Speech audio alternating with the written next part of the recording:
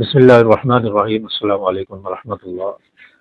گزشتہ دنوں بگن پارا چنار کے اندر قرآن پاک کو نظر آتش کیا گیا، اور اس کے علاوہ مسلمانوں کے ساتھ اہل سنت کے ساتھ جو ظلم ہوا ہے، جو ان کے بچوں کو وہاں کاٹا گیا ہے، عورتوں کی عزتیں لوٹی گئی ہیں، ان کے ساتھ ریپ ہوئے ہیں، اغوا کیا گیا ہے، لاپتہ کیا گیا، مسلمانوں کے گھروں کو مسمار کیا گیا، بازاروں کو جلا دیا گیا، تو ایسی ویڈیوز اور ایسے حالات اور واقعات وہاں پر پیش آئے ہیں، وہ میں آپ کے سامنے یہاں شیئر نہیں کر سکتا، کیونکہ یوٹیوب کی کمیونٹی اور پالیسی کے خلاف ہے، ورنہ میں آپ کو سارا ظلم دکھاتا وہاں پر جو اہل تشیع نے اہل سنت کے ساتھ کیا ہے۔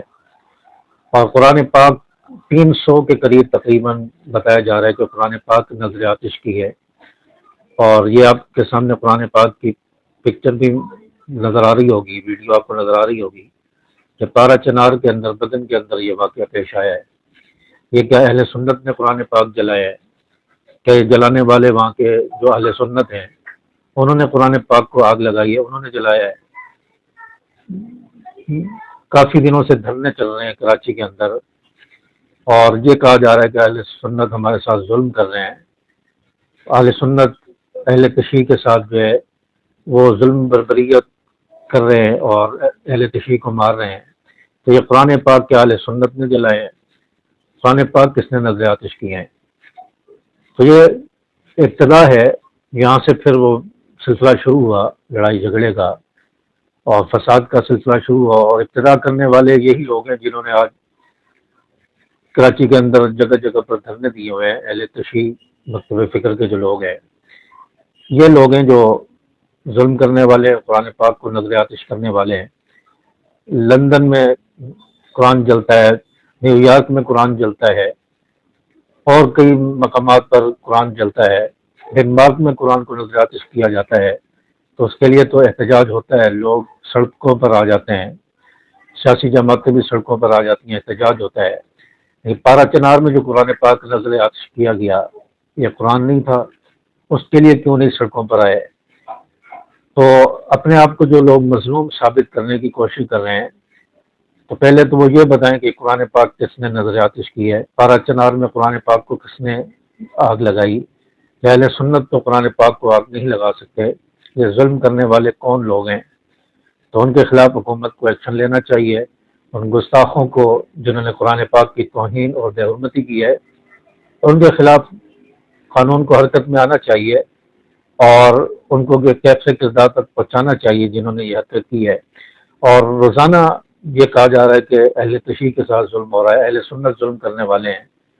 تو اہل تشیع وہ لوگ ہیں جنہوں نے ہمیشہ ظلم کی اور پھر مظلوم بننے کی کوشش کی، ہمیشہ مظلوم بننے کی کوشش کی۔ چانچہ پارا چنار کے اندر قرآن پاک کی توہین ہوئی ہے، اور اس کے خلاف اہل سنت احتجاج کر رہے ہیں اور میدان میں ہیں۔ ایسے لوگوں کو کیفے کردار تک پہنچایا جائے اور پارا چنار کے اندر بلا تفریق آپریشن کیا جائے۔ اور میری ویڈیوز کے نیچے آپ کمنٹس پڑھیں تو کئی ایسے کمنٹس آئے ہوئے ہیں کہ آپ لوگ ظالم ہو، آپ لوگ یزیدی ہو، آپ لوگوں نے اہل تشیع کے ساتھ یہ ظلم کیا ہے، شیعہ قوم کے ساتھ ظلم کیا ہے، یزیدی ہو، تم جھوٹے ہو، تم یہ ہو، میسج کیے جا رہے ہیں۔ تو اگر وہ ویڈیوز دکھا دی جائیں تو آپ کو پتہ چلے کہ کتنا ظلم وہاں پر اہل سنت کے ساتھ ہوا ہے۔ تو یوٹیوب کی پالیسی اور جو پالیسی ہے وہ ایسی ہے کہ اس طرح کی ویڈیو ہم شیئر نہیں کر سکتے، دکھا نہیں سکتے، ورنہ تو ساری ویڈیو آپ کے سامنے شیئر کر دی جاتی۔ تو آپ نے سوشل میڈیا پر، فیس بک پر، واٹس ایپ پہ ویڈیوز دیکھی ہوں گی پارا چنار کے حوالے سے کتنا وہاں ظلم ہوا ہے، اور ظلم کرنے والے کون لوگ ہیں، اور پھر یا علی مدد کے نعرے لگانے والے بھی وہ لوگ ہیں جنہوں نے ظلم کیے ہیں۔